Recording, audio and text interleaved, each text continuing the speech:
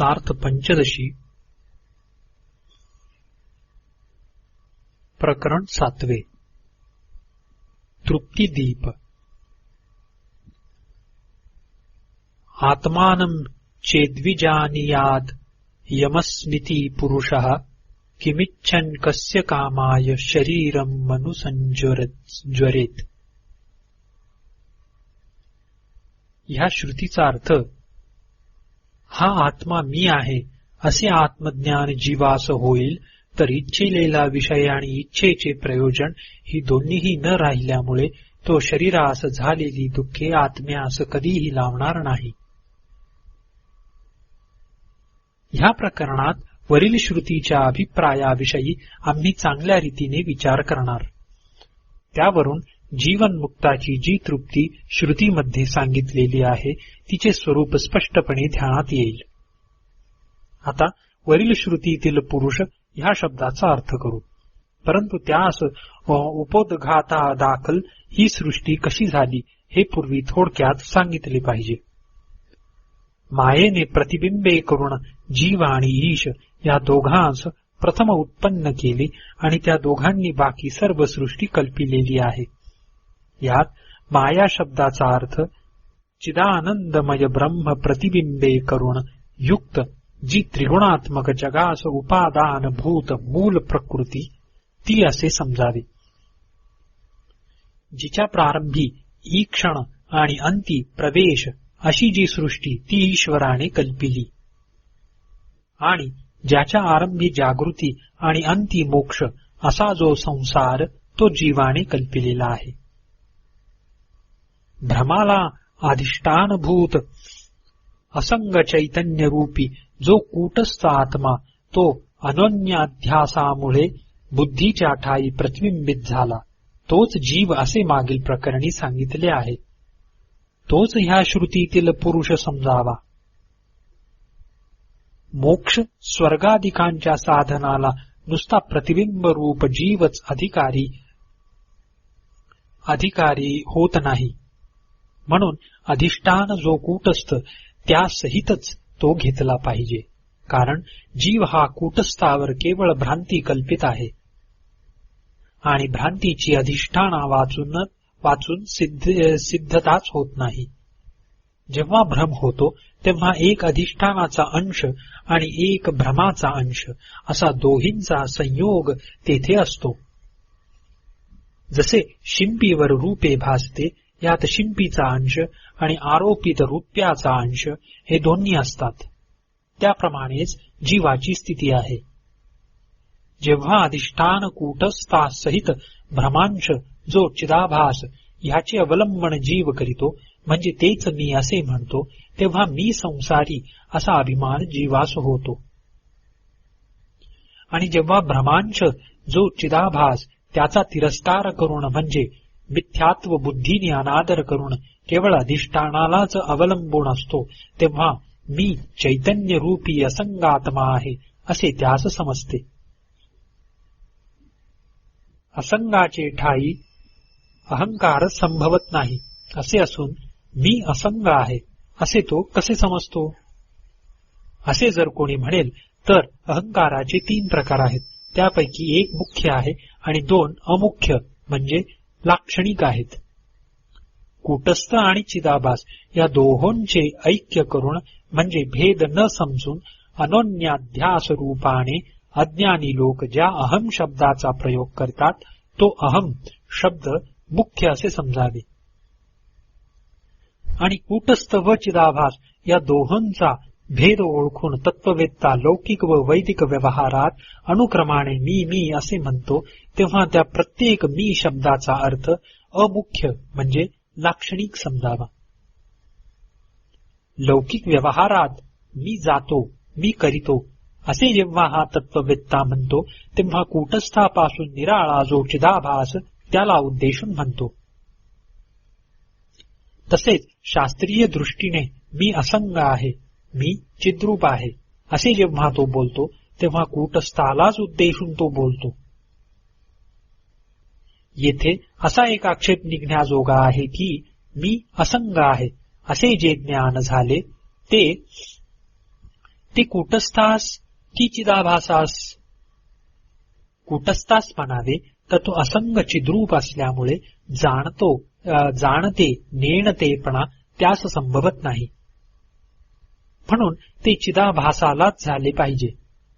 बरे, तसे जर म्हणावे तर मी कूटस्थ असे ज्ञान चिदाभासास तरी कसे होईल?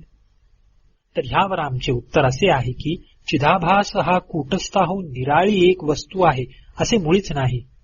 तो कूटस्थाचे प्रतिबिंब असल्यामुळे कूटस्थाचाच स्वभाव त्याला आला आहे. आता आभास हा मिथ्याच आहे, तेव्हा बाकी राहिलेला कूटस्थ हा मात्र खरा, म्हणून वरील शंका संभवत नाही. तुमचा चिदाभास खोटा झाल्यानंतर कूटस्थ मी आहे असे जे त्याचे ज्ञान तेही खोटेच असे जर कोणी म्हणेल तर आम्ही नाही कुठे म्हणतो. रज्जू सर्प जर खोटा आहे तर त्याचे सरपटणेही खोटेच म्हटले पाहिजे. परंतु अशा खोट्या ज्ञानाने संसार निवृत्ती होत नाही असे मात्र समजू नये. कारण जसे ज्ञान मिथ्या आहे तसा संसारही मिथ्याच आहे. जसा यक्ष तसा बळी अशी जी लोकात म्हण आहे तिचा भावार्थ असा की पोर रडू लागले म्हणजे बागुल बाबाचे स्वाधीन तुला करीतो असे त्यास भय घालतात. तेथे बागुल बाबा आणि त्याचे स्वाधीन करणे ह्या दोन्ही गोष्टी जरी खोट्या झाल्या तरी त्यापासून मुलाचे रडणे बंद होते. याकरिता चिदाभासाचे स्वरूप कूटस्थच असल्यामुळे पुरुष शब्द वाच्य कूटस्थासहित जो चिदाभास तो त्या कूटस्थास आपणापासून निराळा करून मी कूटस्थ आहे असे समजण्यास तो योग्य होतो. अशा अभिप्रायाने श्रुतीने अस्मी ह्या शब्दाचा उपयोग केला. याप्रमाणे श्रुतीतील पुरुष आणि अस्मी ह्या दोन पदांचा अभिप्राय सांगितला. आता अयम शब्दाचा अर्थ सांगतो. जसे साधारण लोकात हा देह मी आहे असे देहरूप आत्म्याविषयी निसंशय ज्ञान असते, तसेच ज्ञान आत्म्याविषयीही असावे असा निर्णय करण्याकरिता अयम ह्या सर्वनामाचा प्रयोग श्रुतीने केला. वर ज्या प्रकारचे ज्ञान सांगितले तेच मुक्तीला साधन आहे ऐतद्विषयी आचार्यांचे पुढील वाक्य प्रमाण आहे.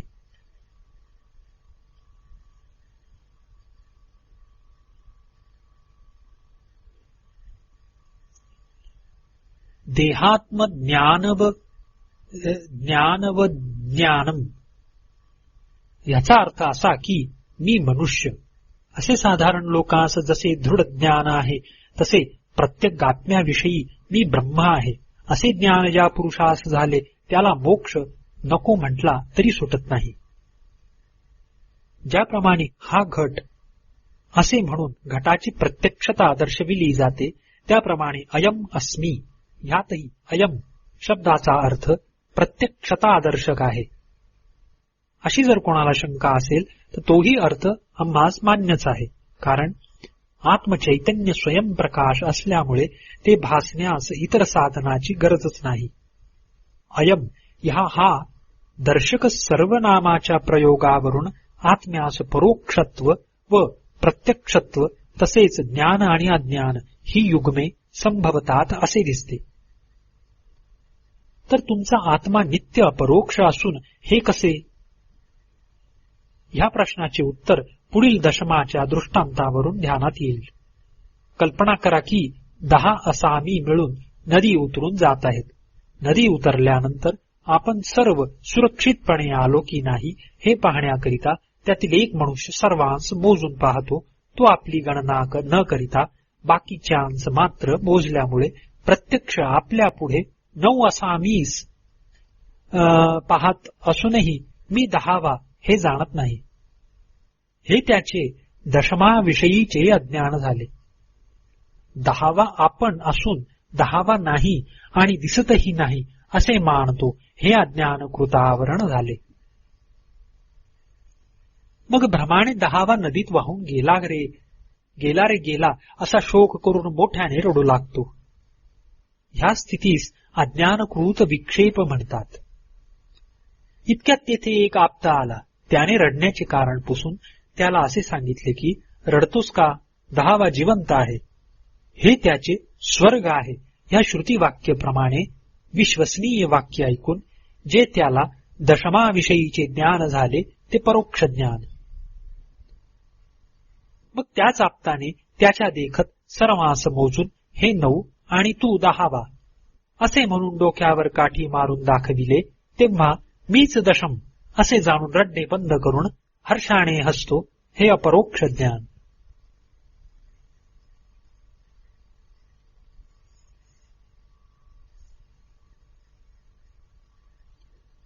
या दशमाच्या दृष्टांताप्रमाणे अज्ञान, आवरण, विक्षेप, परोक्ष ज्ञान, अपरोक्ष ज्ञान, शोकनिवृत्ती आणि तृप्ती या 7 अवस्था चिदात्म्याच्या ठायी ताडून पाहाव्या.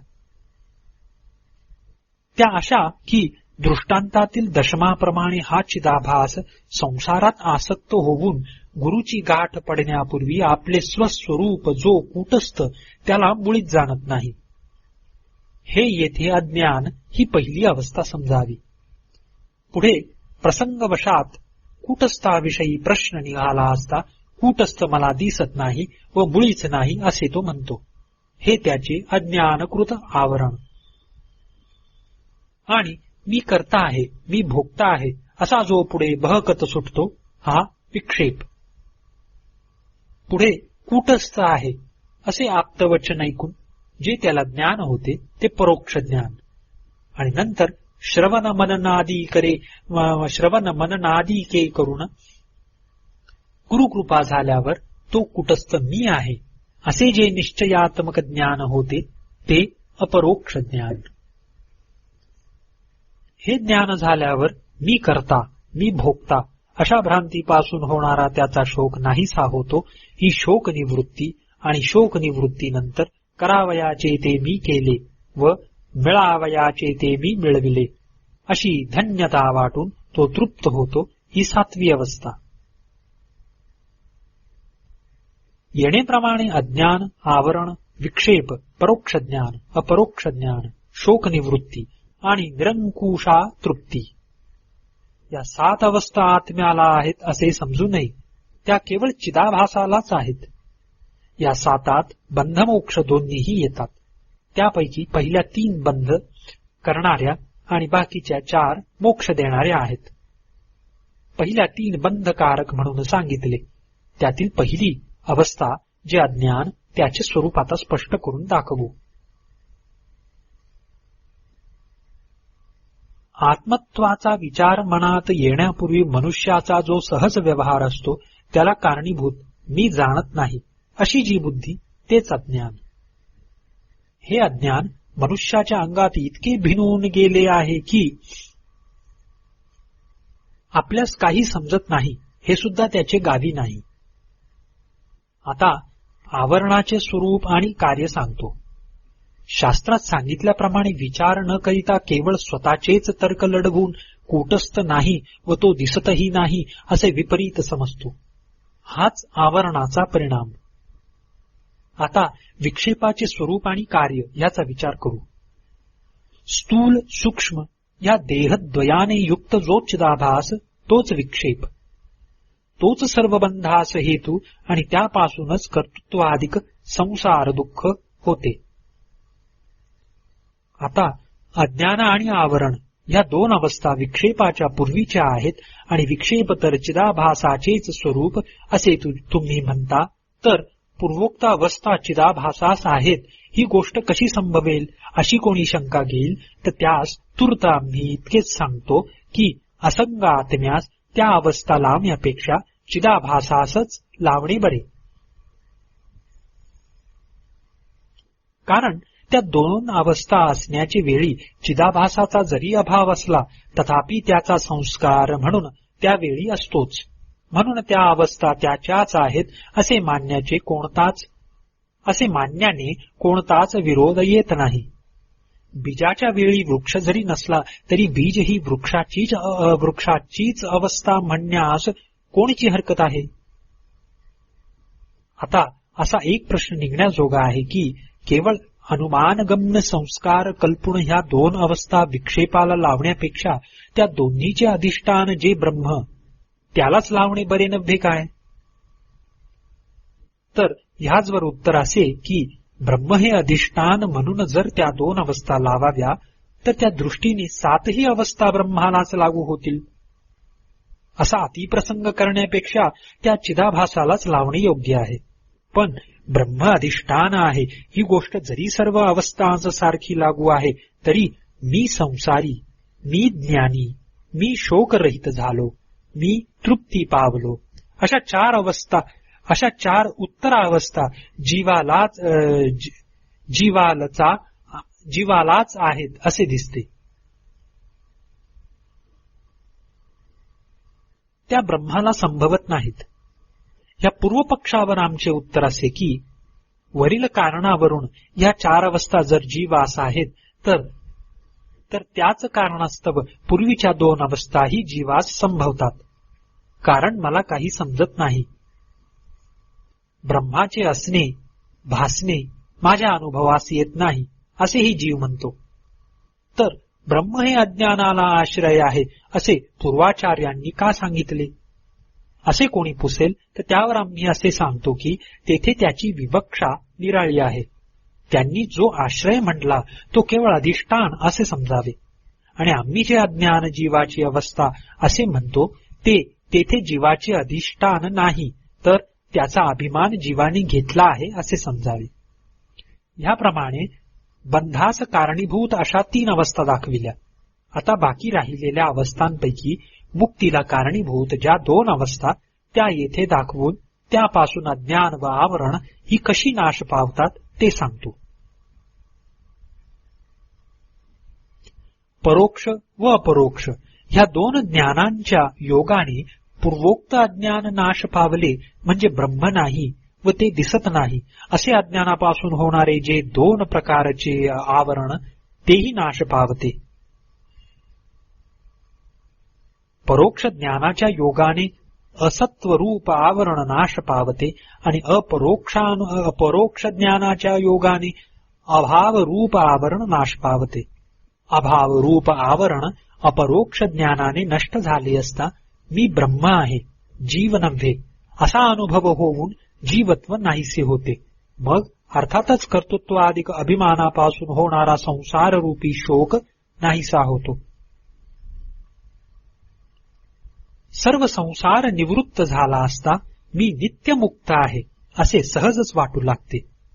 हीच निरंकुश तृप्ती संज्ञक 7वी अवस्था. कारण ही तृप्ती झाली असता कोणतीही कर्तव्यता न राहिल्यामुळे पुन्हा दुःख होण्याचे कारणच नाही. ह्या प्रकरणाच्या आरंभी जी आत्मानं चेत अशी श्रुती दिलेली आहे तिजवर व्याख्यान देणे हा प्रकृत विषय असून आम्ही जे अवस्था सप्तकाचे निरूपण केले ते विषयांतर झाले अशी शंका न लगे.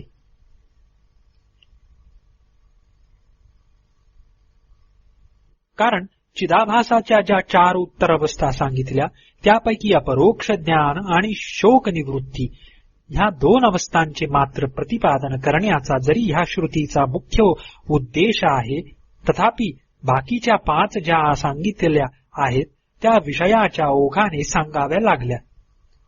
अयम ह्या श्रुतीतील शब्दापासून आत्म्याच्या अपरोक्षत्वाचा बोध होतो असे जे वर सांगितले त्यावरून आत्मा हा अपरोक्ष ज्ञानालाच विषय आहे. परोक्ष ज्ञानाला तो विषयच नाही असे जर कोणी म्हणेल तर आम्ही त्याचा विचार येथे सांगतो. तो असा की अपरोक्ष ज्ञानाचे 2 प्रकार आहेत. हे विषय स्वप्रकाशत्वे करून एक व तसे बुद्धीने त्याचे स्वरूप समजणे हा दुसरा.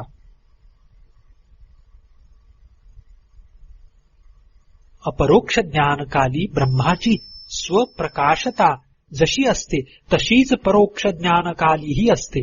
कारण ब्रह्म स्वप्रकाश आहे हे तेव्हाही वाक्यद्वारा समजते. प्रत्येक भिन्न ब्रह्मविषयीच्या ज्ञानाला परोक्षत्व कसे येईल असे जर कोणी म्हणेल तर वाक्यात प्रत्येक अंशाचे ग्रहण केले नाही म्हणून ती शंका संभवत नाही. कारण मी ब्रह्म असे न लिहिता केवळ ब्रह्म आहे असे लिहिले आहे. हे परोक्ष ज्ञान भ्रांत्यात्मक असे कोणी म्हणत असेल तर त्यास आम्ही असे पुसतो की परोक्ष ज्ञान जे भ्रांत्यात्मक तुम्ही म्हणतात ते कोणत्या कारणास्तव काय ब्रह्मास्ती हे वाक्य रद्द करण्याजोगे दुसरे वाक्य आहे म्हणून म्हणता की व्यक्तीचा उल्लेख नाही म्हणून म्हणता की प्रत्यक्षत्वे करून समजण्याची वस्तू परोक्षत्वे करून घेतली म्हणून म्हणता किंवा अंशाचे ग्रहण होत नाही म्हणून म्हणता. या 4 कारणांपैकी पहिली कारण जी वाक्याची बाधा ती येथे काही संभवत नाही. कारण ब्रह्मास्ती ह्या वाक्याची बाधा करण्यास ब्रह्म नास्ती असे वाक्य कोठेही आढळत नाही म्हणून येथे बाधा संभवत नाही. आता भ्रांतीचे दुसरे कारण व्यक्तीचा अनुल्लेख. येथे व्यक्तीचा उल्लेख जरी नसला तरी तेवढ्यानेच केवळ त्या ज्ञानाला भ्रांतित्व येत नाही. कारण तसे जर म्हणावे तर स्वर्ग ज्ञान देखील भ्रांती म्हणावे लागेल. स्वर्ग आहे ह्या वाक्यात व्यक्तीचा उल्लेख मुळीच नाही, केवळ सामान्य उल्लेख आहे. तिसरे अपरोक्षत्वास योग्य असून परोक्षत्वे करून ग्रहण केले ह्यामुळेच केवळ भ्रांती संभवत नाही. कारण आहे ह्या वाक्यात ब्रह्म परोक्ष असे मुळीच म्हटले नाही, मग ब्रह्मज्ञान तरी परोक्ष कसे असे जर म्हणाल तर इदम ब्रह्म असा व्यक्त्युल्लेख वाक्यात नाही म्हणून अर्थातच परोक्षत्व सिद्धी झाली. भ्रांतीचे चौथे कारण अंशाचे अग्रहण तेही येथे बरोबर लागू पडत नाही. कारण तेवढ्याच मुळे जर ज्ञान भ्रांत्यात्मक म्हणावे तर घटज्ञान भ्रांती म्हणावी लागेल. कारण घटज्ञानात देखील आतील सर्व अवयवांचे ग्रहण होत नाही. आम्ही येथे घटाचा दृष्टांत दिला, त्याचवरून आणखी एक प्रश्न निघण्याजोगा आहे. तो हा की घट सांश आहे म्हणून तेथे अंशाचे ग्रहण संभवते, परंतु निरंश ब्रह्माला शांतत्व कसे संभवेल. तर त्याचे उत्तर असे की ब्रह्मालाही भेदक उपाधी रूप मायेचा अंश आहेच. ते भेदक अंश 2 आहेत, एक असत्वांश आणि दुसरा अभानांश. पहिला परोक्ष ज्ञानाने निवृत्त होतो आणि दुसरा अपरोक्ष ज्ञानाने नाहीसा होतो. 10वा आहे ह्या आप्तवाक्यापासून उत्पन्न होणारे परोक्ष ज्ञान हे वरील दृष्टांतात जसे निभ्रांत आहे तसेच ब्रह्मास्ती ह्या वाक्यापासून होणारे ज्ञानही निभ्रांत आहे. दोहीकडे अज्ञानाचे असत्वावरण समानच आहे. अयम आत्मा ब्रह्म ह्या महावाक्याचा अर्थ चांगला विचारपूर्वक केला असता ब्रह्माचे प्रत्यक्ष ज्ञान होते.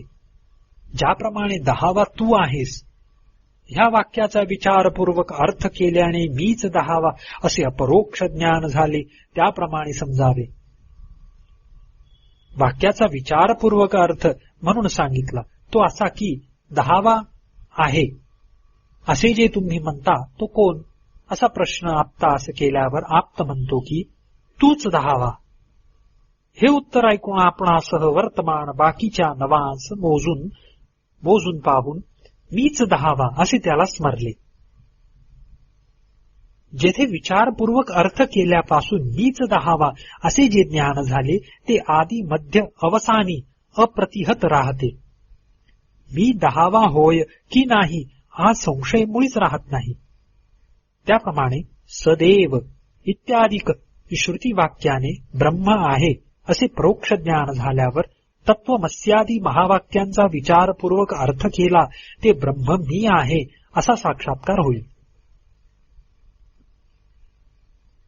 दृष्टांताप्रमाणे येथेही महावाक्यापासून झालेले मी ब्रह्म असे जे ज्ञान त्याला आदी मध्य अवसानी कोणताही व्यभिचार येत नाही म्हणून महावाक्यापासून अपरोक्ष ज्ञान होते हे सिद्ध.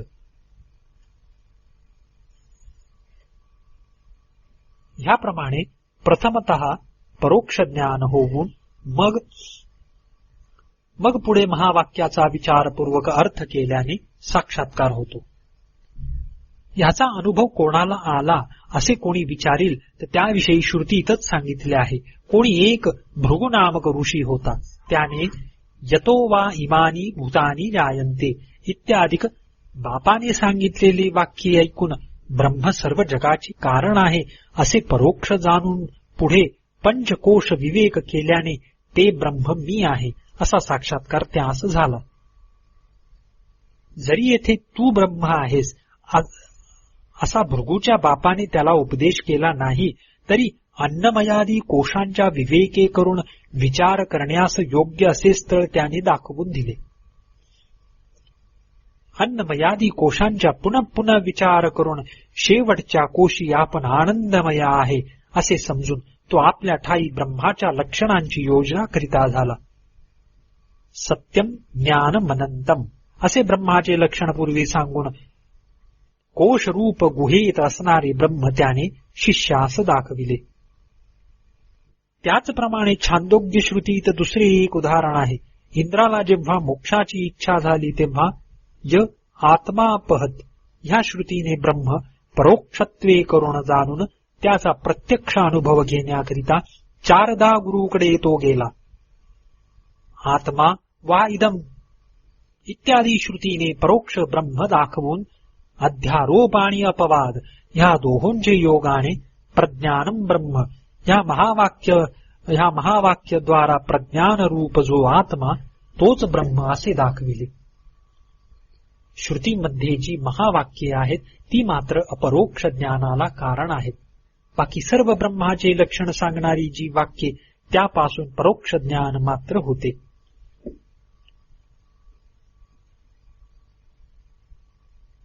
महावाक्यांपासून ब्रह्माचे अपरोक्ष ज्ञान होते हे सांगणे आमचे पदरचे नव्हे. ही गोष्ट शंकराचार्यांनी वाक्यवृत्ती ग्रंथात सांगितली आहे. म्हणून ऐतद्विषयी संशय घेणे नको. तेथे आचार्यांनी त्वम पदाचा असा अर्थ केला आहे की जो मी ह्या ज्ञानाला आणि मी ह्या शब्दाला विषय होऊन प्रकाशणारा असा अंतःकरणाचा जो साक्षी बोध रूप आत्मा त्यालाच त्वम असे म्हणतात. माया आहे उपाधी ज्याला जो जगाची योनी म्हणजे कारण सर्वज्ञत्वाची कारणे करून जो युक्त आणि जो परोक्षत्व धर्मयुक्त आणि सत्य ज्ञानानंत रूप जो कोणी आहे त्यास तत् असे म्हणतात. एकाच वस्तूस परोक्षता आणि अपरोक्षता तसेच सद्वितीयता आणि पूर्णता ही असणे हे विरुद्ध आहे. याकरिता त्या विरोधाचे परिहारार्थ लक्षणावृत्ती म्हणून जी वाक्यार्थ करण्याची रीत आहे ती येथे घेतली पाहिजे. तत्त्वमस्यादी वाक्यांचे ठाई जी लक्षणावृत्ती घ्यावयाची ती भाग त्याग लक्षणा घेतली पाहिजे, दुसरी नाही. भाग त्याग लक्षणा म्हणजे काय ते येथे सांगितले पाहिजे. लक्षणेचे प्रकार 3 आहेत: जहत, अजहत आणि जहत. त्यापैकी तिसरी येथे घेतली पाहिजे. त्यास उदाहरण सोयम देवदत्तः याचा अर्थ काल पुण्यात धोतर पांघरून आलेला जो देवदत्त भट तोच हा शाल जोडी पांघरलेला आज येथे आला आहे. गाय आण ह्या वाक्यात लक्षणावृत्ती वाचून संबंधाने स्पष्टार्थ होतो. यास संसर्गार्थ म्हणतात. आणि नीलोत्पलम या वाक्यातही निळे कमल असा अर्थ स्पष्ट होतो. यास विशिष्टार्थ म्हणतात. तशी महावाक्याची गोष्ट नाही. त्याचा अर्थ करताना ब्रह्माचे अखंडैक रसत्व सिद्ध झाले पाहिजे. असाच अर्थ सर्व विद्वानांस मान्य आहे. बुद्ध्यादिकांचा साक्षी जो प्रत्येक बोध अहमबुद्धीस विषय भासतो तो अद्वयानंद रूप आहे आणि जो अद्वयानंद रूप परमात्मा तो प्रत्येक बोध रूप साक्षी आहे. असे एकमेकांचे ऐक्य जेव्हा सिद्ध होईल तेव्हा त्वम पदवाच्य जीव ब्रह्मन भेसे जे वाटते ते वाटणे नाहीसे होते आणि तत्पदाची परोक्षता ही तत्काळ नाहीशी होते. असे झाले असता पूर्णानंद स्वरूपी प्रत्येक बोध साक्षीच केवळ राहतो. असे असून महावाक्यापासून अपरोक्ष ज्ञानच होत नाही असे जे म्हणतात त्यांचे शास्त्र सिद्धांत ज्ञान कोठवर वर्णावे.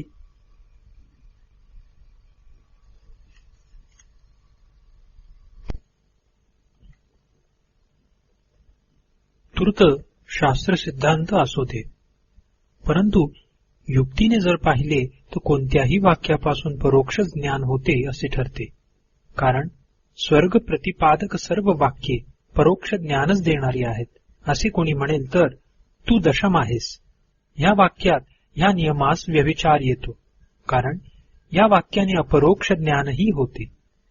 स्वतः जो अपरोक्ष जीव आहे आणि तोच ब्रह्म होऊ इच्छिल्याने त्याचे जे मूळशी अपरोक्षत्व तेही नाहीसे होते, ही कल्पना मोठीच म्हणायची.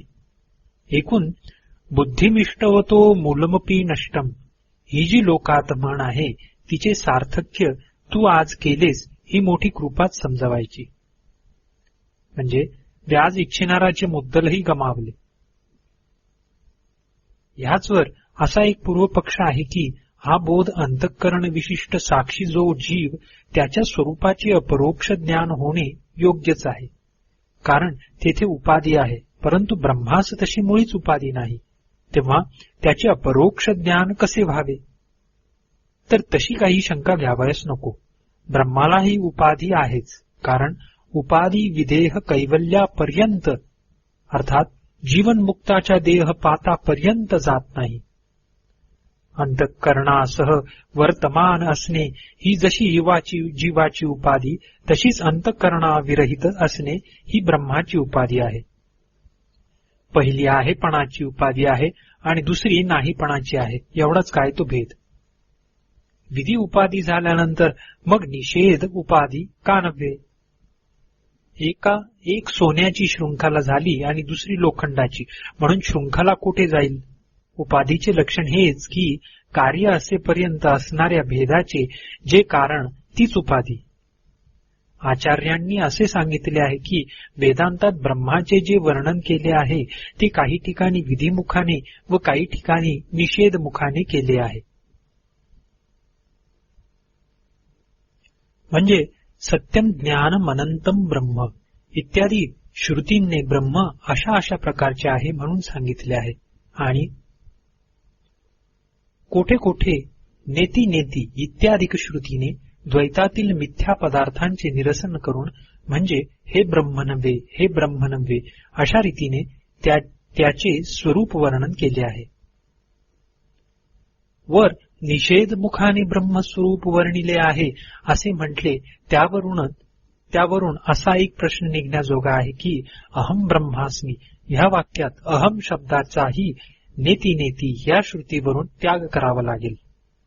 मग मी ब्रह्म आहे असे सामानाधिकरण्याने ऐक्यज्ञान कसे होईल? तर त्याचवर आमचे उत्तर असे आहे की तेथे अहम शब्दाचा सर्वांची त्याग होत नाही. जहद जहल्लक्षणेच्या योगाने केवळ त्यातील जडांसाचा मात्र त्याग सांगितला आहे, कुटस्थाचा त्याग होत नाही. म्हणून मी ब्रह्म आहे असे ऐक्यज्ञान होण्यास प्रत्यवाय नाही. येथे अंतःकरणरूप उपाधीचा त्याग करून बाकी राहिलेल्या साक्षीचे ठाई अहम ब्रह्म ह्या वाक्याने ब्रह्मत्व सिद्ध होते. येथे दुसरी अशी एक शंका आहे की आत्मा स्वप्रकाश असून तो बुद्धीस कसा विषय होईल? तर ह्याचे समाधान असे की आत्मा जरी स्वप्रकाश असला तरी बाकीच्या घटादी पदार्थांप्रमाणे तो बुद्धीने व्याप्त होतो. आता शास्त्रकारांनी जे आत्म्याचे बुद्धी व्याप्तत्व निराकृत केले अर्थात मनोवृत्तीस विषय नाही असे जे म्हटले, त्याचा अभिप्राय असा की चिदाभासाचा परिणाम त्याचवर विशेष घडत नाही. कोणत्याही पदार्थांचे ज्ञान होताना बुद्धी आणि तिजमधील प्रतिबिंबित चिदाभास हे दोन्ही त्या पदार्थांस व्यापतात. तेव्हा दोन्हींची निरनिराळी कार्ये त्या पदार्थावर घडतात. बुद्धी व्याप्तीने अज्ञानाचा नाश होतो. आभासाने पदार्थांचे स्फुरण होते, म्हणजे तो अमुक असे भासते. ब्रह्मज्ञान होतानाही असाच प्रकार घडतो, परंतु येथे अज्ञानाचा नाश होण्याची मात्र गरज आहे, स्फुरणाची गरज नाही, कारण ते स्वतः स्फुरण रूप आहे. ह्याकरिता बुद्धी व्याप्तीचा मात्र येथे उपयोग होतो, परंतु चिदाभासाचा जो विशेष उपयोग तो येथे होत नाही. हे पुढील दृष्टांतावरून चांगले ध्यानात येईल. घटाधिक पदार्थ पाहण्यास डोळा आणि दिवा ही दोन साधने आवश्यक आहेत, परंतु केवळ दिवाच पाहावयाचा असेल तर एक डोळ्याचेच साधनच बस आहे, आणखी दुसऱ्याची गरज नाही. त्याप्रमाणे ब्रह्मज्ञान होताना चिदाभास जरी असला तरी त्याचा विशेष परिणाम ब्रह्मावर घडत नाही. सूर्यप्रकाशात दिव्याचा प्रकाश जसा लीन होतो त्याप्रमाणे तो चिदाभास ब्रह्माचे ठाई लीन होतो. अप्रमेय मनादिंच इत्यादी श्रुती वाक्यांचा अभिप्राय हाच की चिदाभासाचा परिणाम ब्रह्मावर मुळीच घडत नाही. आणि मनसै वेद माप्तव्यम इत्यादी श्रुती वाक्यांवरून बुद्धी व्याप्तीची अपेक्षा आहे असा अभिप्राय निघतो. आत्मानंचेत विजानीयात अयमस्मिती पुरुषः या वाक्यावरून सत्यादी लक्षण जे ब्रह्म ते विषय करून मी ब्रह्म आहे असा जो बोध तो येथे सांगितला. महावाक्यापासून जरी एकदा परोक्ष ज्ञान झाले तरी ते व्हावे तसे बळकट होत नाही. म्हणून श्रवण मननादिकांचा अभ्यास ते ज्ञान घट्ट होईपर्यंत केला पाहिजे असे आचार्यांनी म्हटले आहे. त्यांनी असे म्हटले आहे की अहम ब्रह्मास्मी ह्या महावाक्यापासून होणारे ज्ञान अगदी दृढ होईपर्यंत शमदमादी साधन संपन्न होऊन मुमुक्षुने श्रवणादिकांचा अभ्यास करावा.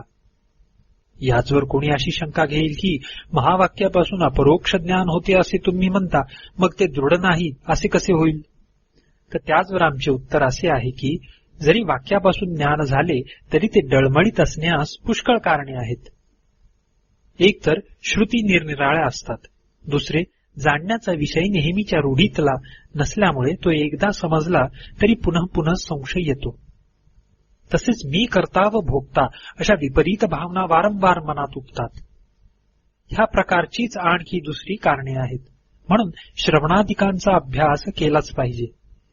ज्याप्रमाणे वेदशाखा व कर्मकर्त्याची कामना भिन्न भिन्न असल्यामुळे वेदामध्ये कर्मेही निरनिराळी झाली आहेत, त्याप्रमाणे उपनिषदातही निरनिराळी दिसण्यात विरुद्ध वाक्ये पाहून मुमुक्षूस भेदशंका येईल. तिचे निवारण व्हावे म्हणून श्रवणाची जरूर आहे.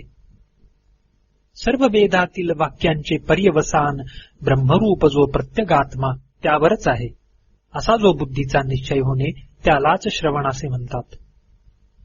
हे श्रवण व्यासांनी शारीर भाष्याच्या पहिल्या समन्वयाध्यायात सांगितले आहे.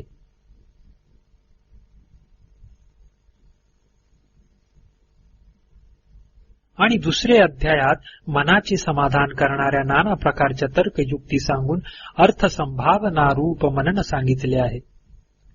अनेक जन्माच्या दृढाभ्यासाने देहादिकांचे ठाई पुन्हा पुन्हा अहम बुद्धी आणि जगाविषयी सत्यत्व बुद्धी होते. हीच विपरीत भावना. मनाचे एकाग्र केल्याने ही विपरीत भावना नाहीशी होते. ते एकाग्र तत्वोपदेशापूर्वीच सगुण ब्रह्मोपासनेने होते. वेदात व शास्त्रात उपासनेचा विचार सांगितला आहे. पूर्वी ज्यांनी एकाग्रचा अभ्यास केला नाही त्यांना ते मागून ब्रह्माभ्यासाच्या योगाने प्राप्त होते. सर्वदा ब्रह्मतत्वाचेच चिंतन, त्याचेच कथन, त्याचाच परस्परांस बोध व त्या वाचून दुसरा विषयच नाही असा जो अभ्यास त्यास ब्रह्माभ्यास म्हणतात. श्रुतीत असे सांगितले आहे की त्या आत्म्याचे ज्ञान झाल्यावर धीर मुमुक्षूने तेच तत्व बुद्धीत ठसवावे.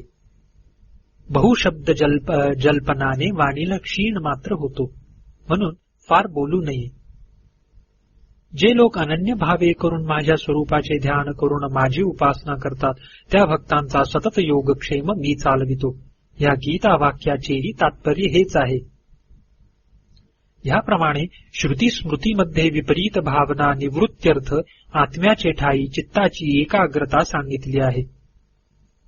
जी वस्तू जशी आहे तशी न समजता अन्य प्रकारे समजणे यालाच विपरीत भावना म्हणतात. उदाहरण, बाप, आई, बंधू इत्यादिकांस शत्रुबुद्धीने पाहणे ही विपरीत भावना आहे. हे विपरीत भावनेचे लक्षण प्रकृती विषयास बरोबर लागू पडते. आत्मा देहादिकांपासून भिन्न व जग मिथ्या असून देहच आत्मा आणि जग सत्य असे आम्ही विपरीत मानतो. ही विपरीत भावना खऱ्या तत्वाच्या भावनेच्या योगाने नाश पावते. यास्तव आत्मा देहाहून भिन्न आहे व जग मिथ्या आहे या गोष्टीचा मनामध्ये निरंतर खल करावा. ह्याचवर असा एक प्रश्न आहे की देहापासून आत्म्याचे भिन्नत्व आणि जगाचे मिथ्यात्व या खऱ्या तत्वाची भावना करावी म्हणून वर सांगितले. ही भावना काम, जप, मंत्र किंवा मूर्ती ध्यानाप्रमाणे नियमाने केली पाहिजे की कशीही केली तरी चालेल? उत्तर, ह्याच नियमाची गरज नाही, कारण भोजनाप्रमाणे त्या भावनेचे फळ प्रत्यक्ष आहे. जपाप्रमाणे भोजनात नियम कोणीही राखीत नाही. मनुष्य भूक असेल तर जेवतो, नसेल तर जेवित नाही. कदाचित जेवला तरी अमुकच नियम धरून तो जेवतो असे नाही. कोणत्याही प्रकारे तो आपल्या क्षुधेचे निवारण करतो. नियम परलोकाकरिता आहेत. क्षुधा घालविण्यास त्याची गरज नाही. परंतु जपाचा प्रकार तसा नाही. तो नियमानेच केला पाहिजे. तसा न केल्यास प्रत्यवाय आहे आणि भलत्या रीतीने केल्यास स्वरवर्णाचा विपर्यय होऊन त्यापासून अनर्थ प्राप्ती होते. वर सांगितलेली विपरीत भावना क्षुधेप्रमाणे प्रत्यक्ष बाधा करणारी आहे, म्हणून तिच्या अनुष्ठानाला अमुकच क्रम नाही. कोणत्याही उपाये करून तिचा नाश केला म्हणजे झाले. जो उपाय आम्ही सर्वदा आत्मचिंतन कथन रूप पूर्वीच सांगितला आहे तदेक परत्व म्हणून आम्ही ब्रह्माभ्यासात सांगितले, त्याला ध्यानासारखा निर्बंध नाही. दुसरी कोणतीही कल्पनामध्ये आड न येता एकसारखी एकाच मूर्तीची जी भावना तिला ध्यान म्हणतात. मन अतिशय चंचल असल्यामुळे ध्यानाला निर्बंध अवश्य आहे. मनाच्या चंचलतेविषयी गीतेत अर्जुनाने असे म्हटले आहे की, हे कृष्णा, हे मन इतके चंचल, हट्टी व ओढ घेणारे आहे की त्याचा निग्रह मला वायू निग्रहाप्रमाणे कठीण वाटतो. एखाद्या वेळी समुद्र प्राशन करता येईल, मेरू पर्वत उपटून टाकता येईल व एखाद्या वेळी अग्नी सुद्धा सेवन करता येईल, पण चित्तनिग्रह असाध्य आहे असे वसिष्ठ म्हणतात. परंतु कथनादिकांचा जो अभ्यास सांगितला त्यामध्ये शृंखलाबद्ध देहाप्रमाणे अटकाव कोणाचाच नाही. इतकेच नव्हे तर नाना तऱ्हेच्या पुराणातील मनोरंजक कथा ऐकून मनाला उलटी मौजच वाटते. सर्व इतिहासांचे तात्पर्य आत्मा सत्य आणि जग मिथ्या या दोन गोष्टींवर ठेवून कथनादिकांचा अभ्यास केल्याने इतिहासादिकांच्या योगाने निदिध्यासाला विक्षेप येईल अशी शंका घेण्याचे कारण नाही. परंतु कृषी, वाणिज्य, सेवा इत्यादिक ज्या प्रपंचातील क्रिया व अलंकारशास्त्राचा व तर्कशास्त्राचा अभ्यास करण्याच्या योगाने मात्र बुद्धीस विक्षेप होतो, कारण तेथे तत्वाची विस्मृती होण्याचा संभव आहे. एवढ्यावरून म्हणजे भोजनादिकांचा देखील त्याग करावा असे काही नाही, कारण आम्हाला भोजन करिता करिता देखील आत्म्याचे अनुसंधान ठेवता येते. कदाचित तेवढ्या काळापुरता जरी विक्षेप झाला तरी पुन्हा तत्वस्मृतीचा संभव असल्यामुळे तेथे अत्यंत विक्षेपाची भीती मुळीच नाही. विपरीत भावनेपेक्षा सिद्धांताचे विस्मरण 1000 वाट्याने बरे, कारण त्यापासून अनर्थ होण्याची भीती नाही. अनर्थ करणारी काय ती विपरीत भावना, ती होण्यास तेथे मुळीच अवकाश नाही, कारण मुमुक्षुला तत्वाचे स्मरण लागलेच होते. पण काव्यतर्काचा अभ्यास करणाऱ्या लोकांना तत्व आठवण्यास अवकाशच मिळत नाही. इतकेच नव्हे तर तत्वाभ्यासाशी त्यांचा विरोध असल्यामुळे त्यांच्याकडून त्याची उलटी हयगय होते. अध्यात्म विषयावाचून दुसऱ्या कोणत्याही शब्दाचा उच्चार करू नये असे श्रुतीत सांगितले आहे. दुसऱ्याविषयी संभाषण केल्याने वाणीस क्षीण मात्र होतो असेही एका ठिकाणी सांगितले आहे. भोजनादिकांच्या त्यागाविषयी इतका दुराग्रह तरी का असावा? आहारादी टाकल्याने मनुष्य वाचणार नाही, परंतु काव्य तर्काची गोष्ट तशी नाही. त्या वाचून आमची मुळीच अडत नाही. येथे अशी कोण शंका घेईल की पुराणांतरी जनकाधिक तत्वज्ञांच्या ज्या कथा आम्ही ऐकतो त्याचवरून ते राज्य करीत होते असे दिसते, मग त्यांच्या अभ्यासात विघ्न कसे आले नाही? तर ह्याचवर आमचे असे उत्तर आहे की आम्ही जो अभ्यास वर सांगितला तो केवळ ज्ञान दार्ढ्याकरिता. जनकादिकांचे ज्ञान घट्टमुट्ट होते. त्याप्रमाणे ज्यास ज्ञान झाले असेल त्यांनी हवा असल्यास शास्त्राभ्यास करावा, कृषी कर्म करावे, पाहिजे ते करावे. ज्ञान दार्ढ्य होऊनही म्हणजे हा संसार खोटा आहे असे समजूनही ज्ञानाची प्रवृत्ती संसाराकडे जी होते ती केवळ प्रारब्ध कर्माच्या क्षयास्तव होते. आपापल्या कर्मास अनुसरून ते निमूटपणे संसार करीतात. तेणे करून त्यास क्लेश मुळीच होत नाही. संसाराच्या प्रवृत्तीस जर प्रारब्ध कर्म कारण आहे तर त्याच कारणाने तत्वज्ञाच्या हातून अनाचाराची कृत्येही घडतील अशी कोणी शंका घेईल तर आम्ही नाही कुठे म्हणतो. घडतील तर घडोत बापडी. प्रारब्ध कर्म टाळण्याचे ब्रह्मदेवाचेही हाती नाही, मग आमची तुमची कथा काय? ज्ञानी आणि अज्ञानी हे दोघेही प्रारब्ध कर्म भोगण्याविषयी सारखेच आहेत. ज्ञान्यास आतून धैर्य असल्यामुळे क्लेश होत नाही आणि मूढास ते नसल्यामुळे तो होतो. इतकाच काय तो भेद.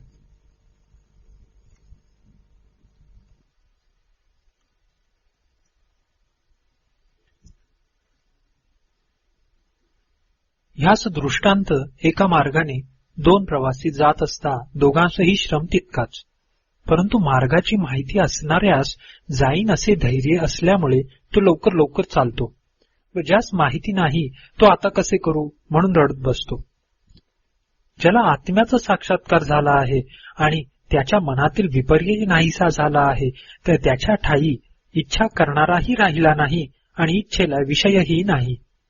मग शरीरात संताप झाल्याने ह्याला जो संताप व्हावयाचा तो कशाने होईल? जगाचा खोटेपणा बुद्धीच्या ठायी ठसला म्हणजे काम्य आणि कामुक हे दोघेही नाहीसे झाले. मग अर्थातच तेल नसलेल्या दिव्याप्रमाणे संतापही नाहीसा होतो. गंधर्व पत्तन म्हणून जो चमत्कार दिसतो ते सर्व गारूड असे जाणून पाहणारा त्याचा अभिलाष करीत नाही, केवळ त्याचा अनादर करून हसत बसतो. त्याप्रमाणे विचारी पुरुष केवळ डोळ्यास मात्र रमणीय दिसणारे जे स्त्री धनाधिक विषय ते खोटे असे मानून दोषबुद्धीने त्यांचा त्याग करतो. वर दोषदृष्टी म्हणून जी म्हटली ती अशी: प्रथम द्रव्यामध्ये कोणकोणचे दोष आहेत ते पहा. द्रव्य मिळवण्यात क्लेश, रक्षण करण्यात क्लेश, त्यांचा नाश झाला तरी क्लेश आणि खर्च झाला तरी क्लेशच. तस्मात हे दुःख देणारे जे द्रव्य त्यास धिक्कार असो. हे द्रव्याचे सोहळे झाले. आता स्त्री पहा कशी ती. स्त्री म्हटली म्हणजे एक हाड, मांस, स्नायू, ग्रंथी इत्यादी पदार्थांची बनलेली पुतळीच आहे. तिच्या प्राणयंत्राने चंचल दिसणाऱ्या शरीरात काय सौंदर्य असेल ते असो. इत्यादी वाक्यांनी शास्त्राचे ठायी जे दोष सांगितले आहेत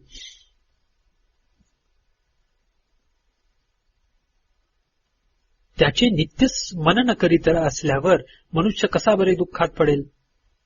मनुष्य क्षुधेने व्याकुळ झाला म्हणून विष खाईल काय? मग मिष्टान्य खाऊन त्याची तृप्ती झाली आहे असा विवेकी पुरुष ते खाणार नाही हे सांगावेलाच नको.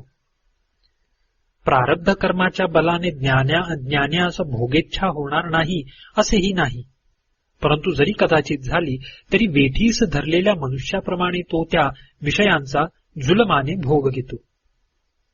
हे लोकात नेहमी आढळते की जे संसारी असून श्रद्धावान मुमुक्षु आहेत ते आमच्या कर्माचा क्षय केव्हा होईल या चिंतेतच नेहमी असतात. चिंतेत असतात असे म्हटले एवढ्यावरून ते प्रपंचाची चिंता करीतात असे समजू नये, तर हा संसार माझा जाईल अशी चिंता ते करतात. ही चिंता वैराग्यच म्हणली पाहिजे. कारण संसारिक चिंता अज्ञानापासून उत्पन्न होते, परंतु ह्या वैराग्य रूप चिंतेस ज्ञानच कारण आहे. विवेकास्तव ज्याच्या मनात क्लेश उत्पन्न झाला तो केवळ जरुरी पुरता विषयोपभोग करून तृप्त होतो, परंतु विवेक नसेल तर अनंत भोगांनीही मनुष्याची तृप्ती होत नाही. इच्छेची तृप्ती विषयोपभोगाने कधीही होणार नाही. तूप तेल घातल्याने अग्नी कधीतरी शांत होईल काय?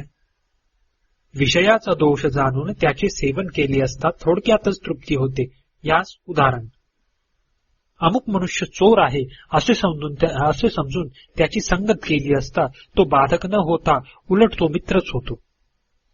योगाभ्यासे करून वश केलेल्या मनाला जरी अल्पभोग मिळाला तरी त्यात क्लेश असल्यामुळे तोच पुष्कळ असा मानतो. ह्याच दृष्टांत, शत्रूंनी एखाद्या राजाचा देश सर्व हिरावून घेऊन त्यास काही दिवस कैदेत घालून नंतर त्याला मोकळा करून एक लहानसे खेडे जरी दिले तरी त्याने त्याची तृप्ती होते. परंतु परचक्राचा हल्ला ज्याला मुळीच माहीत नाही त्याला राष्ट्रे जरी मिळाली तरी ती थोडीच. दोष दर्शन रूप विवेक जागृत असून प्रारब्ध कर्मापासून भोगेच्छा उत्पन्न होते हे कसे, अशी शंका कोणी घेऊ नये. कारण प्रारब्ध काही एकच प्रकारचे नाही. इच्छा प्रारब्ध, अनिच्छा प्रारब्ध आणि परेच्छा प्रारब्ध असे याचे 3 प्रकार आहेत. अपथ्य सेवन करणारा रोगी, चोरी करणारा मनुष्य आणि राजपत्नीचे ठाई रत असलेला जार ह्यांना आपणावर येणारा अनर्थ समजला असूनही प्रारब्ध कर्मामुळे दुष्कर्माची इच्छा होते. हे प्रारब्ध कर्म निवारण करणे ईश्वराचे देखील हाती नाही. कारण गीतेमध्ये ईश्वरानेच प्रत्यक्ष अर्जुनाला असे सांगितले आहे की मनुष्य ज्ञानी जरी असला तरी आपल्या प्रकृतीस अर्थात प्रारब्ध कर्मास अनुसरून त्याच्या सर्व चेष्टा घडतात. सर्व जीवांची अशी स्थिती आहे. मग अर्जुना, प्रारब्ध कर्मापुढे निग्रहाचे बळ कितीसे चालते? अवश्य होणाऱ्या गोष्टींचे जर एखाद्या उपायाने निवारण करिता आले असते तर नल, राम, युधिष्ठिर इत्यादी महापुरुष इतके दुःख का भोगते झाले असते? तस्मात प्रारब्ध कर्म कोणासही चुकले नाही. एवढ्यावरून म्हणजे ईश्वराचे सर्व ईश्वरत्व नष्ट होते असे कोणी समजू नये. कारण की प्रारब्ध कर्माचा नियमही ईश्वरानेच निर्माण केला आहे. हे इच्छारूपी प्रारब्ध कर्म झाले. आता पुढे अनिच्छा प्रारब्ध सांगतो. तेही कृष्ण अर्जुनाच्या संवादावरून स्पष्ट दिसून येते. हा मनुष्य जो आपल्या इच्छेविरुद्ध जुलमाने पापाचरण करीतो तो कोणाच्या प्रेरणेने? अशा अर्जुनाच्या प्रश्नावर भगवान म्हणतात, रजोगुणापासून उत्पन्न होणारा काम आणि त्याचा परिणाम जो क्रोध हे महाभक्षक, महापापी व मोठे वैरी आहेत असे समज. हे अर्जुना, तू आपल्या प्रारब्ध कर्माने बांधला गेला आहेस म्हणून जे कर्म करण्याची तुला इच्छा नाही तेही परवश होऊन मोहाने तुला करावेच लागते. मनुष्यास एखादे कृत्य करण्याची इच्छा असो किंवा नसो दुसऱ्याचे ताब्यात सापडल्यामुळे तो जे करीतो ते परीच्छापूर्वकच समजावे. तर मग पूर्वी दिलेल्या श्रुतीत किमिच्छन ह्या पदाने इच्छेचा निषेध सांगितला आहे, तेथे हे सांगणे जमत नाही अशी कोणी शंका घेईल तर त्यास हेच उत्तर की श्रुतीत जे किमिच्छन पद दिले आहे त्याचा अर्थ ज्ञानास इच्छा मुळीच होत नाहीत असे नाही, तर त्या जरी झाल्या तरी भाजलेल्या बीजाप्रमाणे त्या निर्जीव असतात. भाजलेले बी दिसण्यात बीजाप्रमाणेच दिसते, परंतु त्यापासून अंकुरादी कार्य होत नाहीत. त्याप्रमाणे तत्ववेत्याची इच्छा दिसण्यात इतर लोकांच्या इच्छेसारखी जरी दिसली तरी विषय खोटे आहेत असे त्याला पक्के समजले असल्यामुळे त्यापासून दुःखादी कार्ये होत नाहीत. भाजलेले बी जरी पेरण्याचे उपयोगी नाही तरी खाण्याचे उपयोगी मात्र पडते. त्याप्रमाणे ज्ञानाच्या इच्छेपासून भोग घडतो परंतु दुःख होत नाही. प्रारब्ध कर्माचा नाश भोगाने होतो म्हणून भोगापासून जे दुःख होते ते प्रारब्ध कर्मापासून होते असे नाही. ते दुःख होण्याचे कारण असे की भोगण्याचे जे विषय ते आम्ही खरे मानतो, परंतु ते मिथ्या आहेत अशी ज्ञानाची खात्री असते, म्हणून त्यास दुःख होत नाही. वर दुःखास कारण भ्रांती असे सांगितले ती ही की हे विषयोपभोग मला नेहमी मिळोत, उत्तरोत्तर ह्यांची वृद्धी होवो, ह्यात विघ्न कोणचेच न येवो, येणे करूनच मी धन्य आहे असे जे वाटणे तीच भ्रांती. या भ्रांतीचा परिहार करण्याला एक उपाय आहे. जे होण्यास अशक्य ते होत नाही, आणि जे होण्यास जे अशक्य ते झाल्या वाचून राहणार नाही असा विवेक करावा. हा विवेक चिंतारूप विषाला मारतो आणि त्यापासून भ्रांतीचे निवारण होते.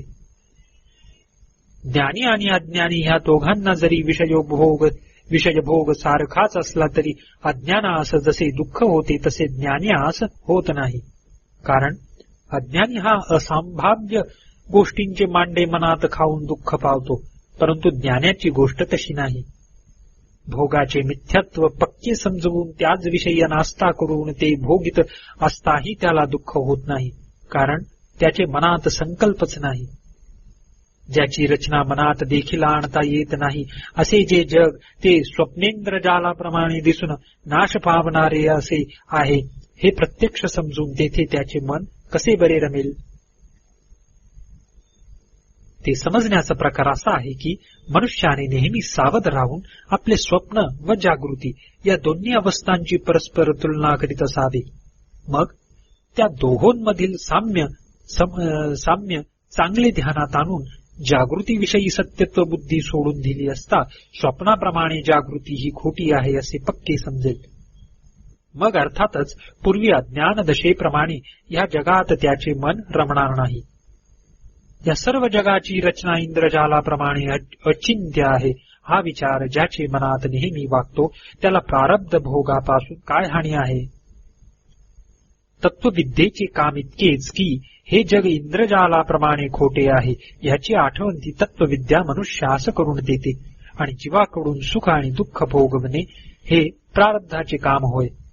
ह्याकरिता तत्वज्ञान आणि प्रारब्ध ह्यामध्ये विरोध मुळीच नाही, कारण त्या दोहोंचे विषय भिन्न भिन्न आहेत. गारुड्याचा खेळ पाहणारा हे गारुड आहे असे समजून केवळ कौतुकाने ती मौज पाहतो. त्याप्रमाणे ज्ञानालाही ह्या जगाची मौज वाटते.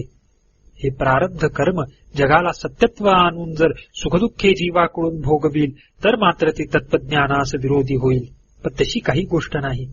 म्हणून विषयांचा भोग होण्यास तो सत्यच असला पाहिजे असा नियम नाही. स्वप्नामधील कल्पित विषयांचा जसा पूर्णपणे भोग होतो तसाच जागृतीमधील खोट्या विषयांचाही भोग होतो असे म्हणण्यास कोणती हरकत आहे. तसेच जर ह्या तत्वविद्येपासून जगाचा मुळीच लोप होईल तर ती प्रारब्ध कर्माशी विरोधी होईल, परंतु तिचपासून तसे होत नाही. अमुक वस्तू खोटी आहे असे समजल्याने तिचा म्हणजे अगदीच नाश होतो असे नाही.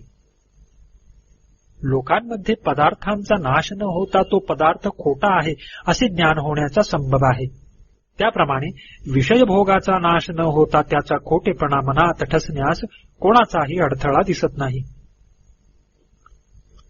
याचवर असा एक पूर्वपक्ष आहे की यत्रत्वस्य जगतस्वात्मा या श्रुतीचा अर्थ असा आहे की ज्या मोक्षावस्थेच्या ठाई सर्व जग आपण होतो तेथे कोणी कोणते रूप पहावे, कोणी कोणता गंध हुंगावा, कोणी कोणचा शब्द बोलावा इत्यादीवरून ज्ञान उत्पन्न झाले म्हणजे द्वैताचा नाश होतो असे ठरते. मग विद्वानाला भोग आहेत असे तुम्ही कसे म्हणता. तर ह्याचवर उत्तर असे की जी श्रुती सुषुप्तीला लागू आहे आणि मुक्तीलाही लागू आहे असा सूत्राचा स्पष्ट अभिप्राय आहे, म्हणून येथे सुषुप्ती परत समजावी. ह्या श्रुतीचा अर्थ सुषुप्तीकडे जर न लावला तर आजपर्यंत जे याज्ञवल्क्यादिक मोठे मोठे तत्वज्ञ होऊन गेले त्यांना आचार्यत्व देता आले नसते, कारण त्यांना द्वैत दिसत होते असे जर मानले तर ते अज्ञानी ठरतात, आणि ते त्यांना दिसतच नव्हते असे जर मानले तर त्यांच्या तोंडातून शिष्याधिकास पडविण्याकरिता शब्दच निघाले नसते. ह्याचवर कोणी म्हणेल की निर्विकल्प समाधीमध्ये द्वैताचे दर्शन मुळीच नाही, म्हणून तिलाच अपरोक्ष विद्या म्हणणे योग्य आहे. तर त्याचवर आमचे उत्तर असे की समाधी जर अपरोक्ष विद्या झाली तर निद्रा ही अपरोक्ष विद्या असे का न म्हणावे. आता तुम्ही म्हणाल की निद्रेत आत्मज्ञान नसते म्हणून ती अपरोक्ष विद्या नव्हे, तर आत्मज्ञानालाच विद्या म्हणा. द्वैत विस्मृती कशाला पाहिजे. द्वैत विस्मृती आणि आत्मज्ञान ही दोन्ही मिळून अपरोक्ष विद्या होते असे जर म्हणाल तर घटकाधिक जड पदार्थास अर्धी विद्या आहे असे म्हटले पाहिजे. इतकेच नव्हे तर घटाधिकास ती अर्धी विद्या जितकी दृढ आहे तितकी योग्यांना देखील नाही. कारण त्यांचा समाधी मशगध्वनी सारखी थोडीशी विघ्ने आली की बिघडतो, तसा घटाधिकांचा नाही. तेव्हा आत्मज्ञान हीच अपरोक्ष विद्या आहे, तिला द्वैत विस्मृतीची गरज नाही असे कबूल करणे भागच आहे, दुसरा मार्ग नाही. आता चित्त निरोध केल्या वाचून ज्ञान होतच नाही असे असेल तर तो कुशाल करावा. तो आम्हास इष्टच आहे, कारण ज्यापासून जगाचे मिथ्यात्व ज्ञान चांगले होते ते आम्हास अवश्य आहे. याकरिता किमिच्छन ह्या श्रुतीचा अर्थ इतकाच की ज्ञानाची इच्छा अज्ञानाच्या इच्छेप्रमाणे प्रबल नसते. शास्त्रात एके ठिकाणी असे म्हटले आहे की विषयेच्छा असणे हे अज्ञानाचे लक्षण, आणि दुसरीकडे असे म्हटले आहे की ज्ञानाच्या ठायी त्या असल्या तरी चिंता नाही. या दोन विरुद्ध वाक्यांची व्यवस्था कशी करावी असा कोणी प्रश्न करेल तर पहिल्या पक्षी दृढ इच्छा आणि दुसऱ्या वाक्यात इच्छाभास असा अर्थ केला असता दोहींची एक वाक्यता होते. जसे जगन मिथ्यात्व ज्ञानाने इच्छिण्याचे विषयच नाहीसे झाले असा किमिच्छन पदाचा भाव काढला, त्याप्रमाणे आत्मा असंग आहे म्हणून भोगता कोणीच नाही हाच अभिप्राय कस्य कामाय या पदाचा आहे. पतिजायादी सर्व विषय आपल्या भोगाकरिता मनुष्य इच्छितो, त्या विषयाकरिता इच्छित नाही असे श्रुतीत पुष्कळ सांगितले आहे. आता हा भोगता कोण आहे ह्याचा विचार करू. हा भोगता कूटस्थ, चिदाभास किंवा दोन्ही मिळून यापैकी एक असला पाहिजे.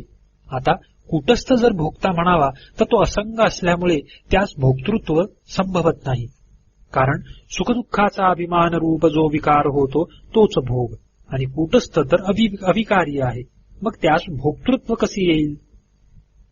चिदाभास हा विकार पावणाऱ्या बुद्धीमध्ये प्रतिबिंबित होतो म्हणून तोही भ्रांतिरूप विकारी आहे.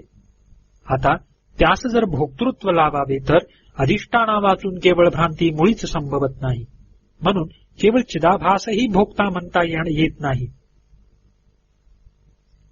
ह्याकरिता ह्या दोन्हीलाही भोक्तृत्व न लाविता त्या उभयातांच्या सांगडीस लावावे हे बरे. आणि लोकात भोगता भोगता जो म्हणतात तो हाच. तशा भोगत्या आत्म्याचा उपक्रम करून श्रुतीत कूटस्थास शेवटी सत्यत्व दिले आहे. श्रुतीमध्ये याज्ञवल्क्य आत्मा कोण असा जनक राजाने प्रश्न केला असता त्याने विज्ञानमय कोशापासून उपक्रम करून शेवटी असंग कूटस्थच आत्मा आहे असे सांगितले. कोयम आत्मा इत्यादी श्रुतीमध्ये आत्म्याचा विचार केला आहे.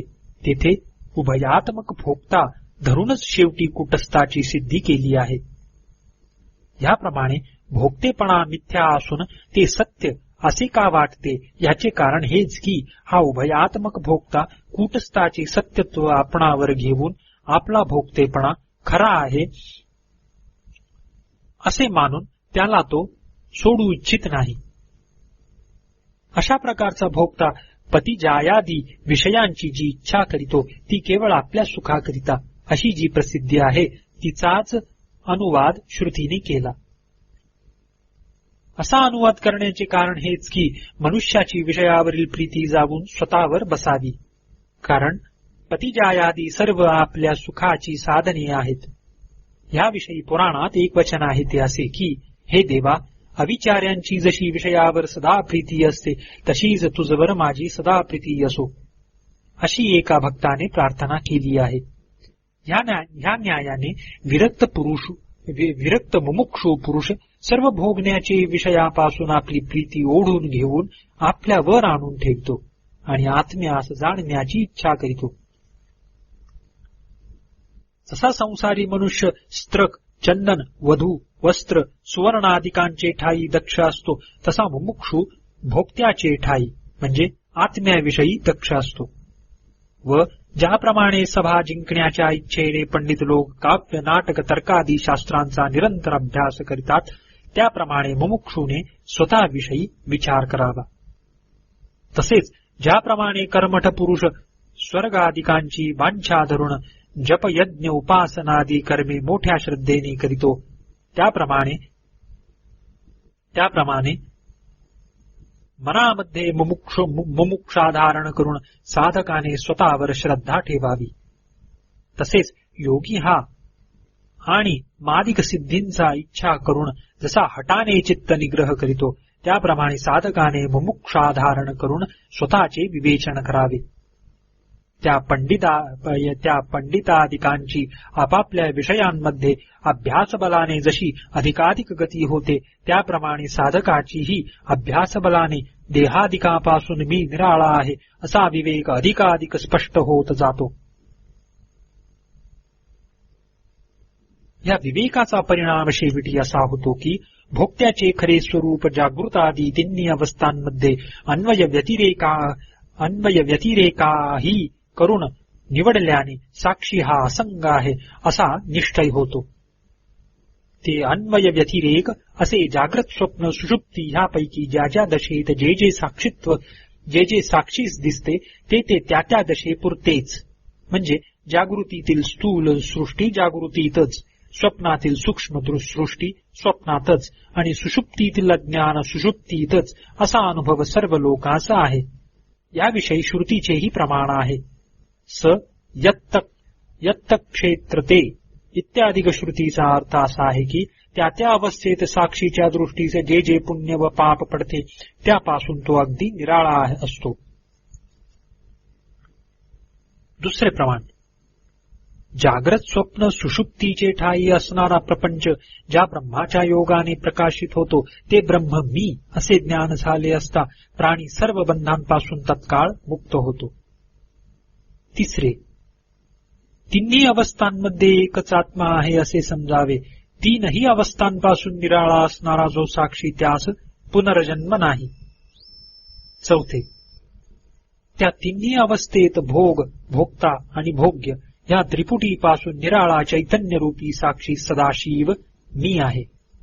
याप्रमाणे आत्मतत्वाचे विवेचन केले असता ज्याला विज्ञानमय अशी संज्ञा आहे असा जो चिदाभास तो विकारी असल्यामुळे भोक्तृत्व त्यालाच लागू होते. हा चिदाभास खोटा आहे असे श्रुती प्रमाणावरून व अनुभवाने सिद्ध होते. कारण जग हे इंद्रजालाप्रमाणे मिथ्या आहे असे पूर्वीच सांगितले आहे आणि चिदाभास ही जगापैकीच आहे म्हणून तोही मिथ्या म्हटला पाहिजे. या चिदाभासाचा लय झालेला सुषुप्त्यादी अवस्थांमध्ये अनुभवास येतो. अशा विचाराने आपला खोटेपणा मुमुक्षू वारंवार समजून घेतो.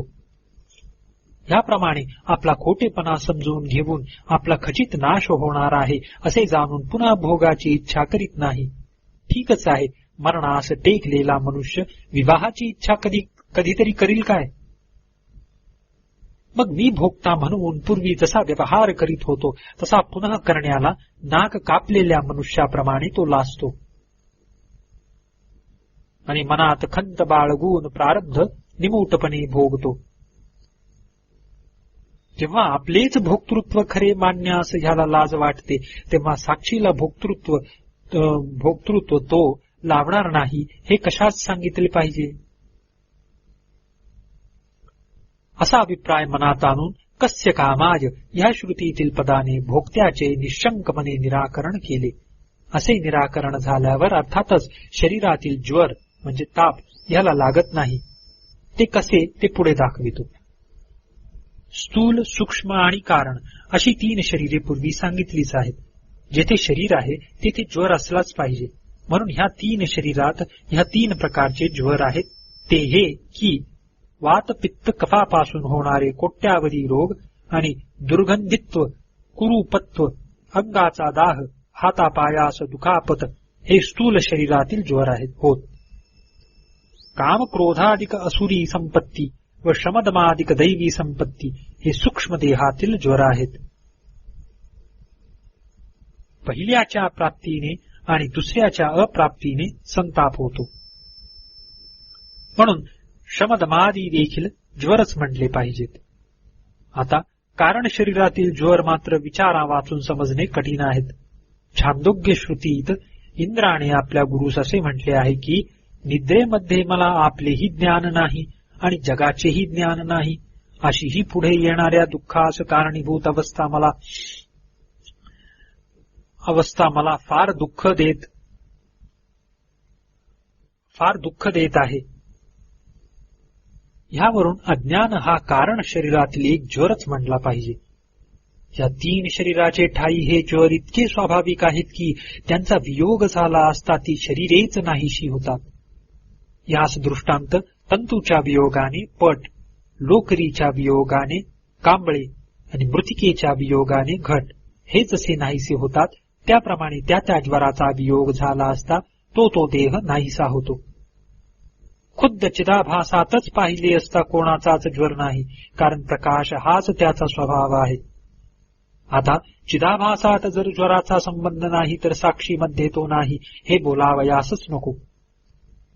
असे असून अविद्येमुळे मीच ती शरीरे असे तो मानतो. हा चिदाभास साक्षीचा खरेपणा भ्रमाने आपल्या सहित 3 शरीराच लावून ते सर्व आपलेच स्वरूप असे मानतो. अशा भ्रांतीच्या वेळेस केवळ शरीराला संताप होत असून तो मला होतो असे कुटुंबी मनुष्याप्रमाणे तो मानतो.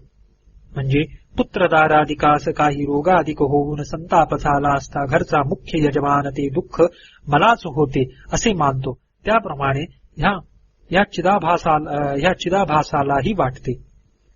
परंतु विवेक दशा आली म्हणजे तो चिदाभास देहात्म्याचे विवेचन करून भ्रांती टाकून देऊन आपण खोटा आहे अशा बुद्धीने आपला देखील अनादर करून खरा जो साक्षी त्याचे चिंतन करीतो. मग तो शरीराचा संताप आपल्यावर का घेईल? भ्रांती ज्ञानापासून संताप होतो आणि तत्व समजले असता तो संताप नाहीसा होतो. ह्यास दृष्टांत दोरी, चेठाई, हा साप असे जे मिथ्या ज्ञान तेच मनुष्याच्या पळण्यास कारण आहे. आणि ही दोरी असे जेव्हा त्यास समजते तेव्हा मी उगाच की रे भ्यालो असे म्हणून तो खेद करीतो. जसा एखादा पुरुष मिथ्यारोपाच्या पापाच्या प्रायश्चित्तार्थ ज्यावर मिथ्यारोप केला त्याची क्षमा मागतो, त्याप्रमाणे चिदाभासही साक्षीवर कर्तृत्व भोक्तृत्वाचा आरोप आणल्याबद्दल त्याचीच क्षमा मागून त्याला शरण जातो.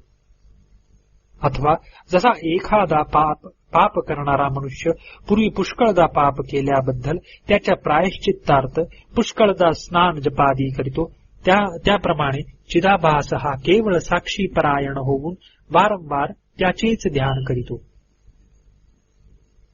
मिथ्यारोपाबद्दल साक्षीचे ध्यान करीतो इतकेच नव्हे तर जशी एखादी वेश्या गुप्त ठिकाणी कुष्ठ झाले असता विलास करण्यास लाजते, त्याप्रमाणे त्याला स्वतःच्या प्रख्यातीचीही लाज वाटते.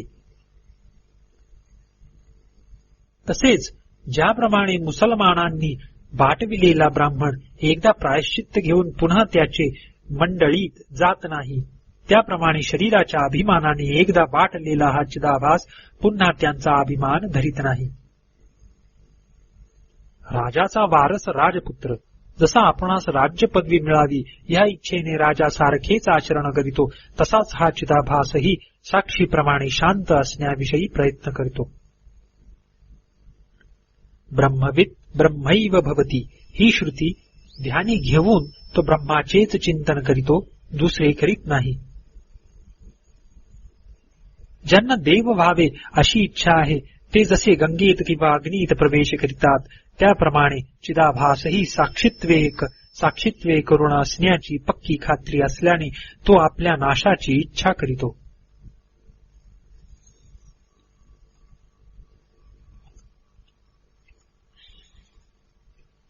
ज्याप्रमाणे अग्निप्रवेश केलेल्या मनुष्याचा मनुष्यपणा त्याचा देह जळेपर्यंत नाहीसा होत नाही,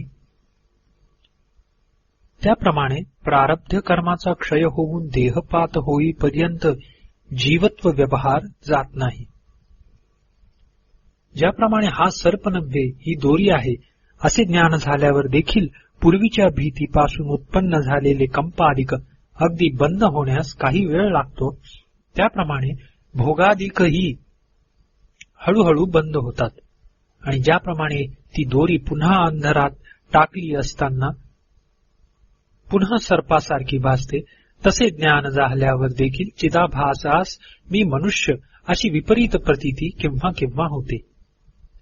तथापि तेवढ्या दोषामुळे तत्वज्ञानास धोका मुळीच नाही, कारण जीवनमुक्ती हे काही व्रत नव्हे, तर ती केवळ वस्तूची खरी स्थिती आहे.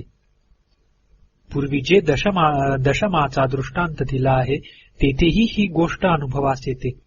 तो दशम मी दशम आहे असे समजताच रडणे मात्र सोडून देतो, परंतु त्या दुःखाने कपाळ आपटून घेऊन जी त्याने जखम करून घेतली ती तत्काळ बरी होत नाही. ती बरी होण्यास काही दिवस पाहिजेत. आता त्या व्रणाचे दुःख त्याला काही दिवस भोगावे लागेल खरे, तथापि मी 10वा सापडलो. ह्या ज्ञानाने जो त्याला हर्ष झाला त्याखाली ते सर्व दुःख गडप होते. त्याप्रमाणे मुक्तीलाभ झाला असता प्रारब्धाने होणारे दुःख त्या हर्षाखाली काहीच वाटत नाही. जीवनमुक्ती ज्या अर्थी व्रत म्हणता येत नाही त्या अर्थी भ्रम झाला की पुन्हा पुन्हा विवेक करावा.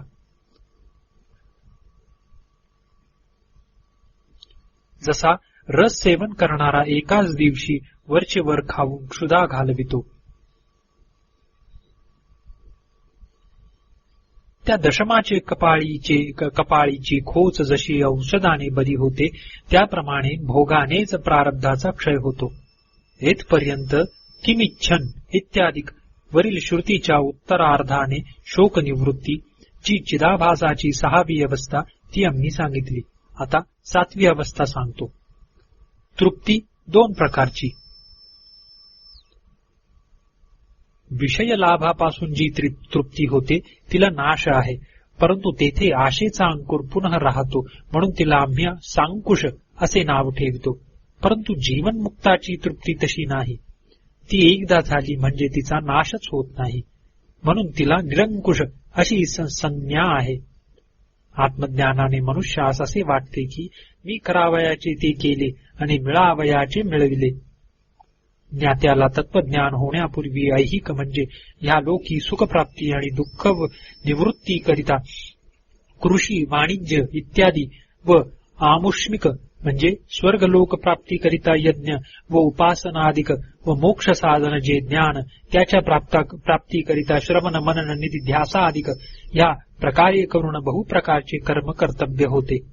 आणि आता तर त्यास संसार सुखाची इच्छा नाही म्हणून व ब्रह्मानंद साक्षात्काराची सिद्धी झाली आहे म्हणून ते सर्व त्याने केल्यासारखेच आहे.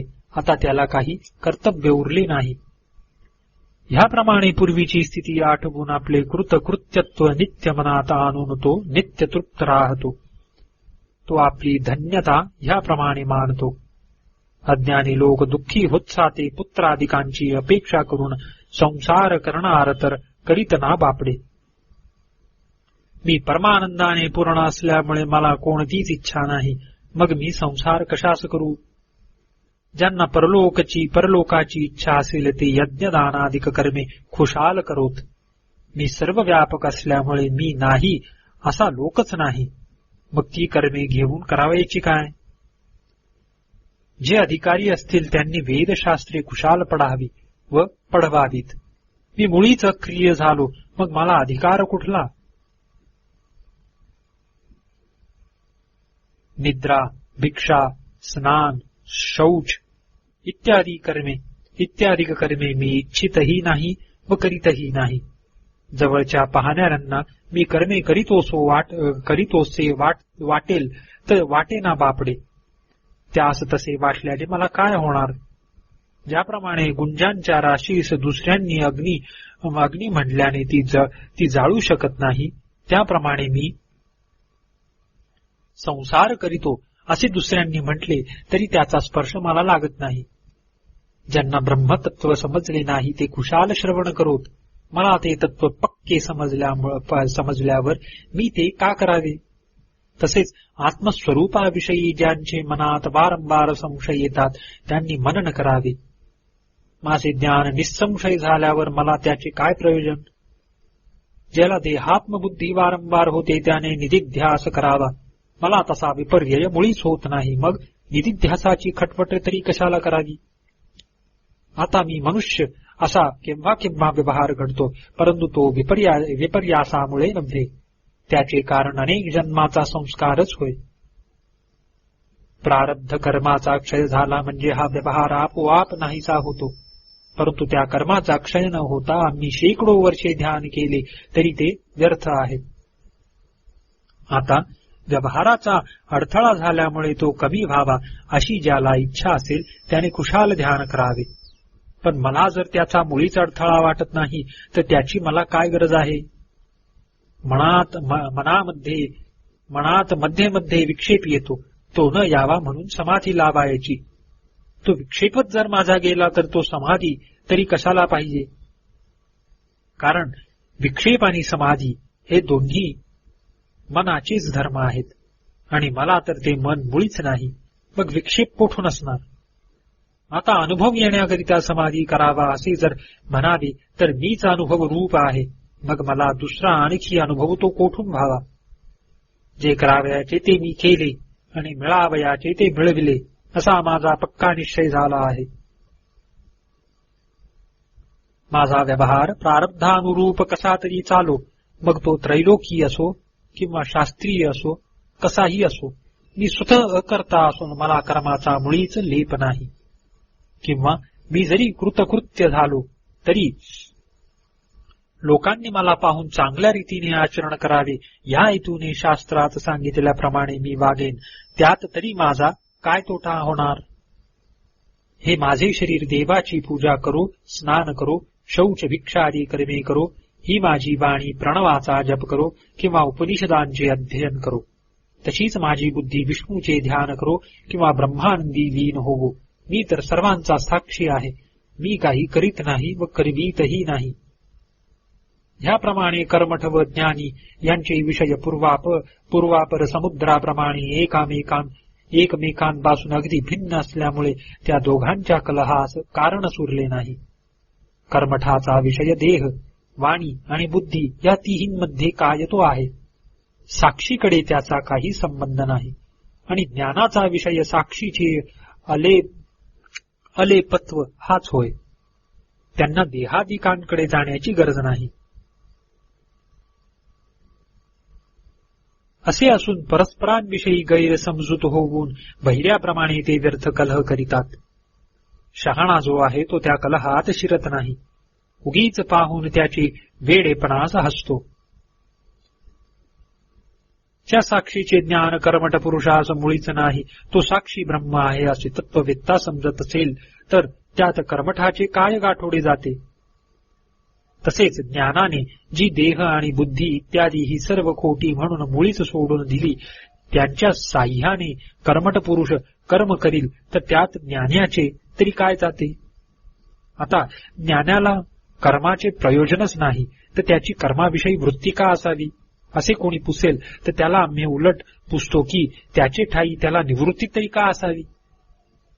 ज्ञानाकरिता निवृत्ती पाहिजे असे तो म्हणेल तर जिज्ञासेकरिता प्रवृत्तीही पाहिजे असे आम्ही म्हणतो. ज्ञान झाल्यावर जिज्ञासा कशी राहील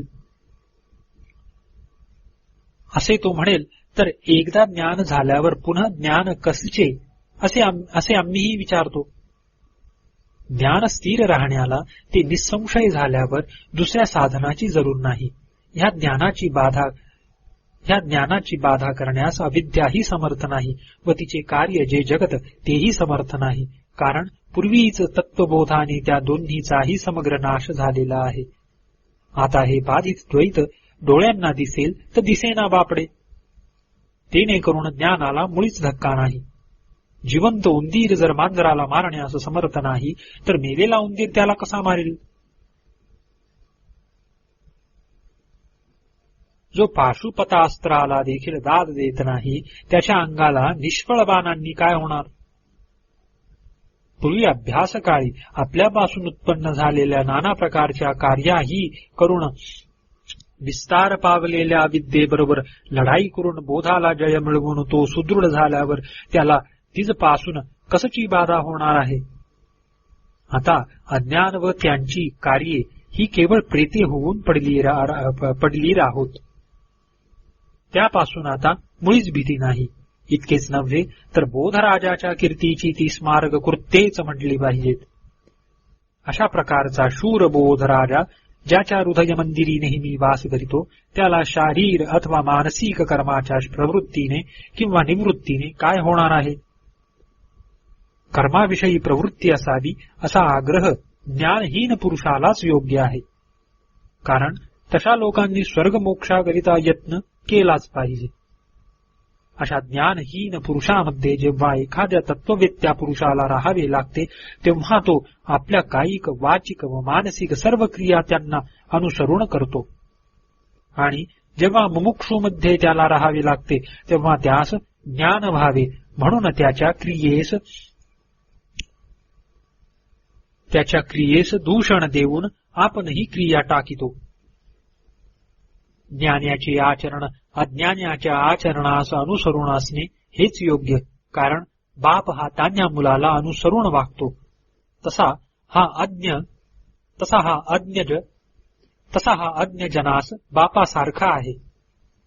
लहान मुलाने बापाला शिव्या दिल्या किंवा मारले तरी त्याला त्यापासून दुःख होत नाही व रागही येत नाही.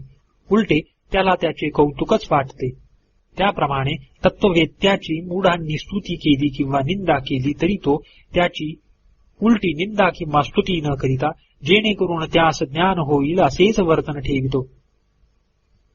जेणेकरून अज्ञानाला बोध होईल तसेच आचरण ज्ञानाने ठेवावे. कारण ज्ञान झाल्यावर ह्या लोकी अज्ञ जनास उपदेश करण्या वाचून दुसरे कर्तव्यच नाही. ह्याप्रमाणे आपली कृतकृत्यता व प्राप्तता स्मरून निरंतर मनात तृप्त असतो. तो असे म्हणतो, आर्या, मी धन्य धन्य झालो, आत्मा प्रत्यक्ष जाणिला म्याकी, ब्रह्मानंद कसाहा भासे मज समदुजान या लोकी. मी धन्य धन्य मोठा, संसारिक दुःख मज दिसत नाही, अज्ञान पळूनी गेले त्याचा गंधही न राहिला काही. मी धन्य धन्य मोठा, काही कर्तव्य नाही मज उरले, प्राप्तव्य पदरी आले, सद्गुरुचे चरण घट्ट मी धरिले. मी धन्य धन्य मोठा, माझ्या तृप्तीस नाही हो उपमा, कोठवरी वर्णावी आता मी पावलो स्वसुखधामा.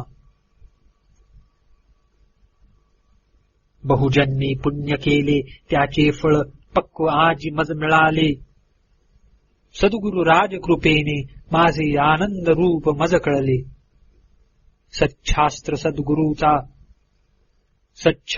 सद्गुरूचा वर्णू मी ह्या मुखे किती महिमा, ज्ञान अमौलिक किती हे, आनंदाब्धीस ह्या नसे सीमा.